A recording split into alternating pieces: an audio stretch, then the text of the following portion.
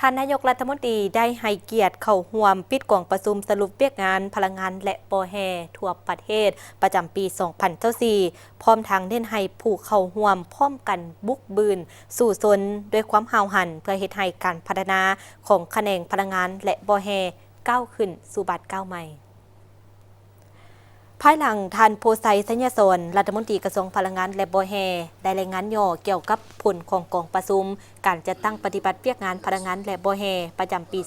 2024 และแผนการปี 2025 แล้วจากนั้นท่านสนชัยศรีพันดรนายกรัฐมนตรีได้แสดงความย่องยอชมเชยต่อผลงานที่แขนงพลังงานและบ่อแฮสามารถญาติมาได้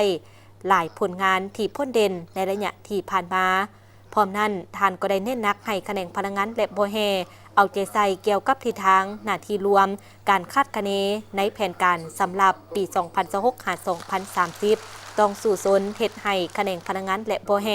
ให้กลายเป็นแขนงเศรษฐกิจที่เอื้ออำนวยให้แก่การพัฒนาเศรษฐกิจสังคมของชาติทั้งเฉพาะหน้าและยาวนานสร้างให้กลายเป็นปัจจัยพื้นฐานสำหรับการพัฒนาแขนงการอื่นๆเอาใจใส่เป็นพิเศษการประกอบส่วนอย่างตั้งหน้าเข้าในการพัฒนาชนบทและแก้ไขความทุกข์ยากของประชาชนประดาเผาแต่นี่ฮอดปี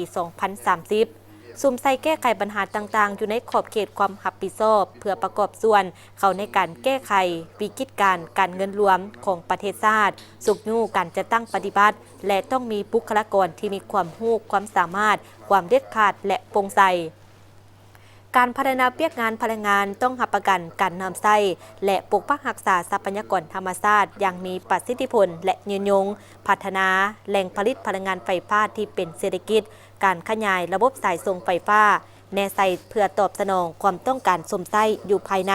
เพื่อให้เป็นทายแหงให้การพัฒนาเศรษฐกิจของชาติสมทบกับการพัฒนาเพื่อส่งออกสร้างรายรับให้แก่ประเทศชาติและสมใส่แก้ไขหนี้สินของรัฐวิสาหกิจไฟฟ้าลาวเป็นเทอละเก้า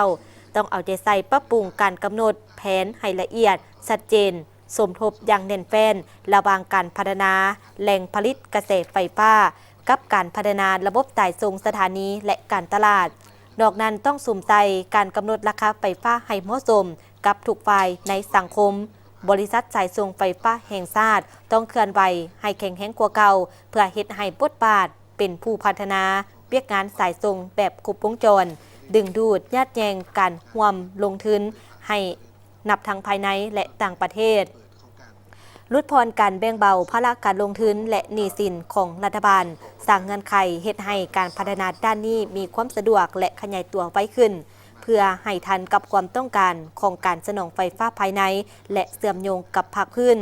ปรับปรุงรัฐวิสาหกิจไฟฟ้าลาวให้นักแน่นเข้มแข็ง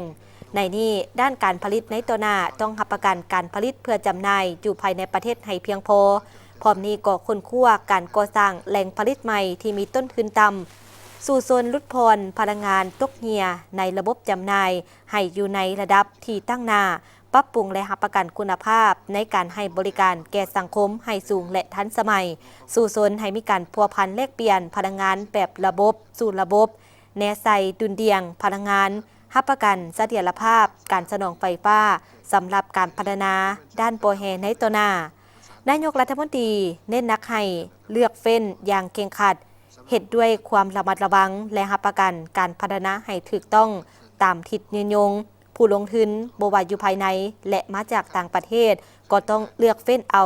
ให้ได้ผู้ที่เป็นมืออาชีพมาลงทุนมีความชำนิชำนาญมีทุนก่อนมีเทคนิควิทยาศาสตร์วิทยาการสูงและต้องแมนการสร้างพื้นฐานที่มั่นคงให้แก่การหันเป็นอุตสาหกรรมและทันสมัยตามแนวทางของพรรคและยุทธศาสตร์ของรัฐเฮา